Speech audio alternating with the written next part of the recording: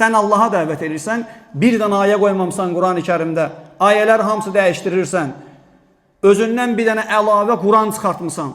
Allahın Quranı filan kəsin Quranı, Allahın ayəsi filan kəsin ayəsi. Sənə kimi dindar olar, İnsanları aldadırsan, vallahi dəyərli qardaşlar və bacılar, ölkəmizin əhli, xalqımız, millətimiz belə adamlara qulaq asmayın. Adamlar sizin evladlarınızın namusunu və qiriyyətini pozmağa dəvət edir.